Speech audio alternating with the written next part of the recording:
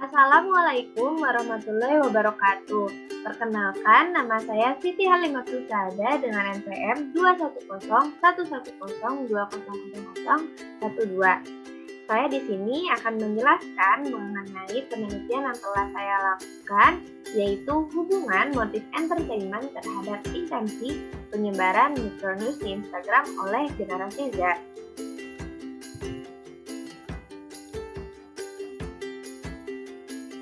Untuk latar belakang penelitian ini sendiri yaitu media sosial dan microblogging serta membaca kita dalam mengakses informasi dan membentuk opini.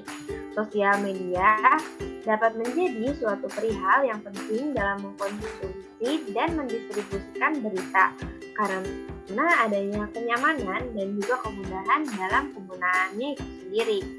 Beberapa media sosial juga telah menjadi saluran bagi media dalam menyampaikan informasi, seperti Twitter, Facebook, dan bahkan Instagram.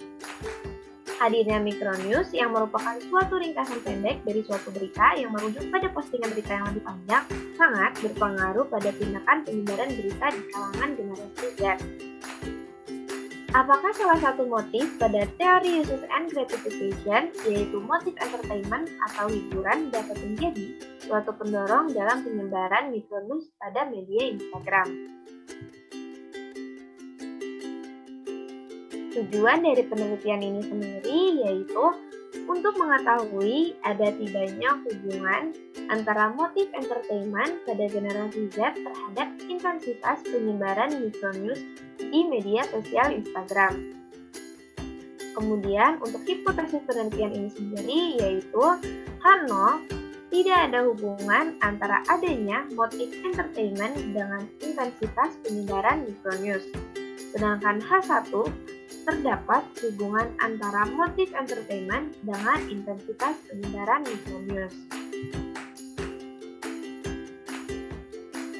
Metode penelitian yang saya gunakan pada penelitian ini yaitu metode kuantitatif dan bersifat survei non-eksperimental. Populasi yang digunakan adalah individu yang termasuk ke dalam kategori generasi Z dan berdomisili di Jawa Barat. Rentang umur dari generasi Z itu sendiri berada pada kisaran umur 7 sampai 22 tahun. Jumlah sampel dihitung dengan menggunakan aplikasi ePower dengan slope 0,15, error probability 5%, power 0,8, maka diperoleh target jumlah responden sebanyak 343. Dan juga teknik sampling yang digunakan adalah metode non-probability sampling dengan metode pengambilan sampel convenience sampling. Pengumpulan data menggunakan penyebaran kuesioner yang akan dilakukan dengan sistem online dengan bentuk media Google Form dan skala Likert menjadi alat ukur dari penelitian ini. Kemudian, analisis yang digunakan pada penelitian ini adalah analisis deskriptif dan juga analisis inferensial. Teknik analisis data menggunakan uji korelasi Spearman rank dengan menggunakan SPSS 23. Kemudian ada hasil uji validitas dan reliabilitas dari item kuesioner yang saya gunakan. Pada uji validitas ini, R-tabel yang saya gunakan yaitu signifikansi 5%. Dan sampel dari respondennya itu 35, maka R-tabel yang digunakan adalah 0,334. Kemudian pertanyaan yang dijadikan item kuesioner akan dikatakan valid jika nilai R hitung lebih besar dibandingkan dengan R-tabel dan tidak valid jika R hitung lebih kurang dari R-tabel. Dapat juga dilihat dari kedua tabel ini bahwa item kuesioner baik itu dari motif hiburan dan juga intensitas penyebaran memiliki R hitung yang lebih besar dibandingkan dengan R-tabel. Maka seluruh item kuesioner dikatakan valid. Kemudian untuk uji reliabilitas Dasar pengambilan keputusan Kronbach alpha menurut Ghazali yaitu suatu variabel akan dikatakan reliable jika nilai Kronbach alpha-nya lebih besar dibandingkan dengan 0,6. Dapat dilihat juga pada tabel hasil uji reliabilitas, variabel motif entertainment dan juga intensi penyebaran memiliki nilai Kronbach alpha yang lebih besar dibandingkan 0,6. Maka, kedua variabel dikatakan reliable untuk menjadi item kuesioner. Kemudian ada hasil dan pembahasan dari penelitian yang telah saya lakukan. Yang pertama ada distribusi frekuensi. Dapat dilihat pada tabel pertama ada distribusi frekuensi jenis kelamin. Laki-laki sebanyak 131 orang dan perempuan sebanyak 294 orang. Dapat dilihat pada data tersebut bahwa perempuan lebih dominan dibandingkan dengan laki-laki. Yang kedua, ada tabel distribusi frekuensi motif entertainment ke-1. Motif entertainment yang ke-1 yaitu pernyataan mengenai adanya micronews pada media sosial Instagram dapat membantu seseorang menghabiskan waktu. Sebanyak 144 orang sangat setuju terhadap pernyataan tersebut. Kemudian, pada tabel ketiga ada distribusi frekuensi motif entertainment yang kedua. Untuk motif entertainment yang kedua, pernyataannya adalah dengan adanya micronews pada media sosial Instagram membantu seseorang mengurangi kebosanan. Sebanyak 171 orang setuju dengan pernyataan tersebut karena membaca dapat membuat kita mengurangi stres dan membuat pikiran kita menjadi lebih santai. Kemudian, pada tabel keempat ada distribusi frekuensi motif entertainment yang ketiga.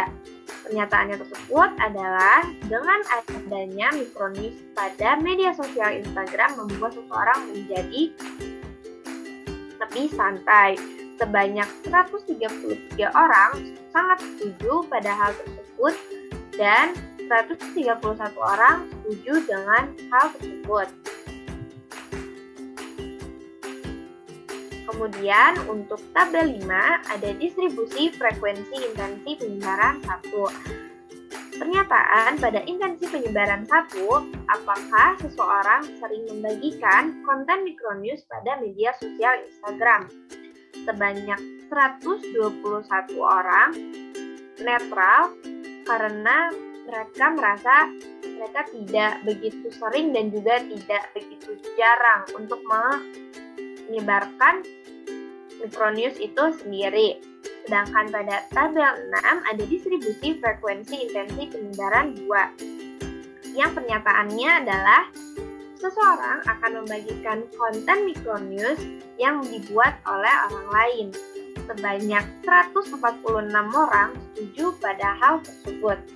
Dan yang terakhir ada tabel 7 yaitu distribusi frekuensi intensi penyebaran 3. Pernyataan tersebut adalah seseorang berencana akan membagikan konten micronews pada media sosial Instagram secara berkala. Sebanyak 126 orang merasa netral pada hal tersebut. Kemudian, ada juga hasil uji hipotesis yang telah saya lakukan.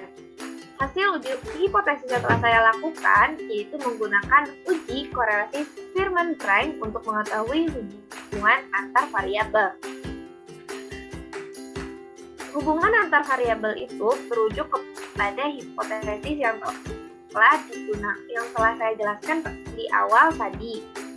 Dalam dasar pengambilan keputusan pada uji korelasi Spearman-Prime ini, jika memiliki hasil nilai signifikansi kurang dari 0,05, maka akan dinyatakan berkorelasi dan akan dinyatakan tidak berkorelasi jika hasil nilai signifikansi lebih besar dari 0,05.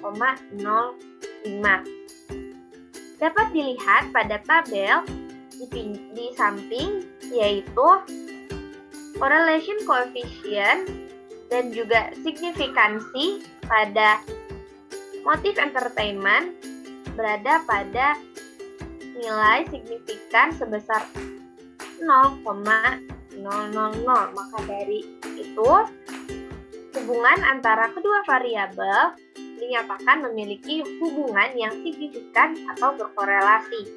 Maka dari itu, hipotesis 1 diterima sedangkan hipotesis 0 ditolak. Tingkat kekuatan korelasi juga termasuk ke dalam kategori sangat cukup yang berada pada 0,648 dan hubungan termasuk ke dalam ke arah karena angka pada hasil tersebut yaitu positif. Kemudian, kesimpulan dari penelitian ini membuktikan bahwa adanya hubungan antara motif entertainment dengan intensitas penyebaran mikronews pada media sosial Instagram. Kemudian, motif entertainment dapat menjadi pendorong bagi penyebaran mikronews oleh individu. Sekian dari saya. Itu saja yang dapat saya jelaskan. Terima kasih atas perhatiannya. Wassalamualaikum warahmatullahi wabarakatuh.